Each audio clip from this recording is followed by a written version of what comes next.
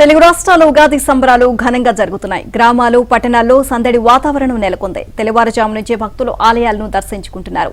తెలుగు రాష్ట్రాల్లోనే అన్ని ఆలయాలు భక్తులతో కిటకిటలాడుతున్నాయి. శుభకృత నామ సంవత్సరానికి వీడ్కోలు పలికి క్రోధినామ సంవత్సరానికి స్వాగతం పలుకుతున్నారు. ఇక ఏపీ తెలంగాణలోని ప్రధాన ఆలయాల్లో పంచాంగ శ్రవణానికి ఏర్పాట్లయితే చేస్తా ఉన్నారు. ఇక ప్రజలు షడ్రుచులను ఆస్వాదిస్తున్న పరిస్థితి కనిపిస్తా ఉంది. ఇక గుంటూరు నుంచి మరింత సమాచారం మా కరెస్పాండెంట్ లీలా అందిస్తారు. లీలా, అప్డేట్స్ ఏంటి? ఆలయానికి జనాలు అంటే భక్తులు పోటెత్తుతున్న పరిస్థితులు అయితే కనిపిస్తా ఉన్నాయి. శుభకృత్ నామ సంవత్సరానికి వీడ్కోలు పలికి క్రోధినామ సంవత్సరానికి స్వాగతం పలుకుతా ఉన్నారు. అప్డేట్స్ ఏంటి? Thank you Pavan. ముందుగా ఏబిఎన్ ప్రేక్షకులందరికీ కూడా ఉగాది శుభాకాంక్షలు. పవన్, మీకు కూడా ఉగాది శుభాకాంక్షలు. ఉగాది పర్వదినాన్ని పురస్కరించుకొని నూతన సంవత్సర వేడుకలుగా మనం చేసుకుంటాము. అంటే తెలుగు వారి తొలి పండుగ ఉగాది. ఇటు తెలుగు రాష్ట్రాల ప్రజలు, అటు తెలంగాణ, ఇటు ఆంధ్రాతో పాటు కర్ణాటక ప్రజలు కూడా, అంటే ఈ మూడు రాష్ట్రాల ప్రజలు ఈ ఉగాది పర్వదినాన్ని ఎంతో అంగరంగ వైభవంగా చేసుకుంటారు.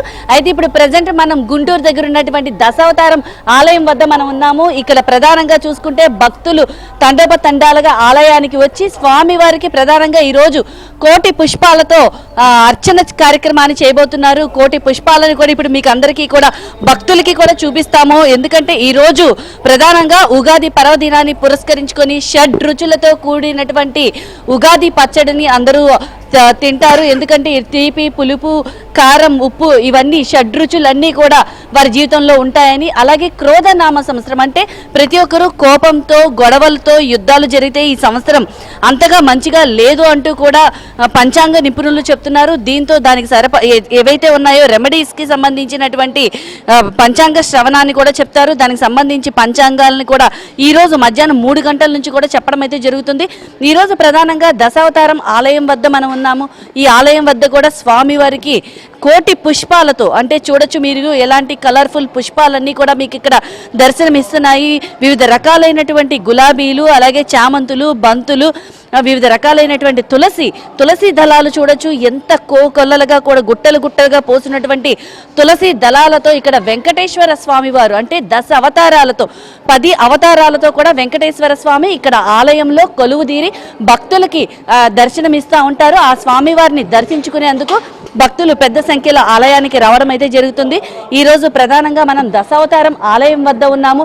ప్రధానంగా స్వామివారికి చేసేటటువంటి పూజా కార్యక్రమాలన్నీ కూడా ఇక్కడ ప్రారంభమైనటువంటి పరిస్థితి చూడొచ్చు. స్వామివారికి గజమాలని కూడా సమర్పిస్తున్నారు. ఉగాది పర్వదినాన్ని పురస్కరించుకొని ఇక్కడ ప్రత్యేక ఏర్పాట్లను కూడా చేశారు. కోటి పుష్పాలతో కూడా ఇక్కడ స్వామివారికి ప్రధానంగా పుష్పాలంకరణ కూడా చేస్తున్నారు. అయితే ఇక్కడ కొంతమంది ఉన్నారు గుడికి సంబంధించినటువంటి వారు. సార్ నమస్తేనండి, హ్యాపీ ఉగాది సార్. అయితే ఈరోజు ఉగాది పర్వదినాన్ని పురస్కరించుకొని ఎలాంటి పూజా కార్యక్రమాలు చేస్తున్నారనడానికి ఇక్కడ గురువు గారు ఉన్నారు, వారితో మాట్లాడదాం. గురువు గారు నమస్తేనండి, ఉగాది శుభాకాంక్షలు. ఈరోజు స్వామివారికి ప్రత్యేకంగా ఎలాంటి పూజా కార్యక్రమాలు మన ఆలయంలో నిర్వహిస్తున్నారు?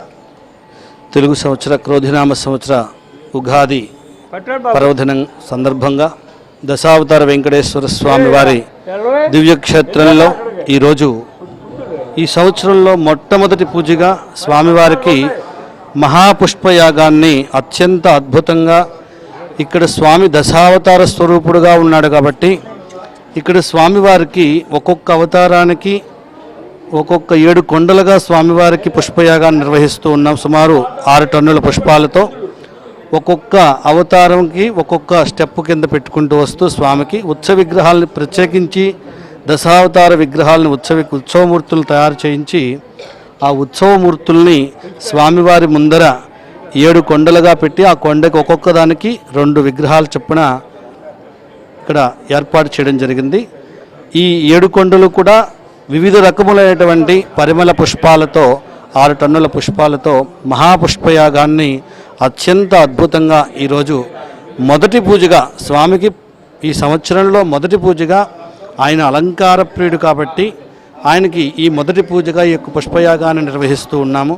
అయితే చూడొచ్చు స్వామివారికి ప్రత్యేకంగా స్వామివారి ఉత్సవమూర్తులు అంటే దశ అవతారాలని కూడా స్వామివారి దశ అవతారాలని ఉన్నటువంటి ఉత్సవమూర్తులందరినీ కూడా 7 కొండలుగా ఏర్పాటు చేసి ఇక్కడ 7 మెట్లను కట్టి 7 కొండలుగా ఏర్పాటు చేసి ఇక్కడంతా కూడా స్వామివారికి ప్రత్యేక అలంకరణ ప్రత్యేక పూజా కార్యక్రమాలు నిర్వహించనున్నారు. చూడొచ్చు స్వామివారి దివ్య స్వరూపాన్ని భక్తులందరూ కూడా తిలకించే విధంగా కూడా ఏబిఎన్ ఆంధ్రజ్యోతి మీకు ప్రత్యక్షంగా ప్రసారం చేసి చూపిస్తున్నారు. దశావతారంలో ఉన్నటువంటి స్వామివారి నిజ స్వరూపం ఇది. స్వామివారికి ప్రత్యేకంగా పూజా కార్యక్రమాలు అలాగే కోటి పుష్పాలతో కూడా ఇక్కడ పూజా కార్యక్రమాలు నిర్వహిస్తున్నాడు. ఇక ప్రతి ఏడాది కూడా అంగరంగ వైభవంగా ఉగాది పర్వదినాన్ని పురస్కరించుకొని ప్రత్యేక పూజా కార్యక్రమాలు నిర్వహిస్తారు. కోటి పూలతో స్వామివారికి పూజా కార్యక్రమాలు చేసి స్వామివారి భక్తికి అయితే స్వామివారి కృపకి పాత్రులు కావాలని అయితే మాత్రం చేస్తారు.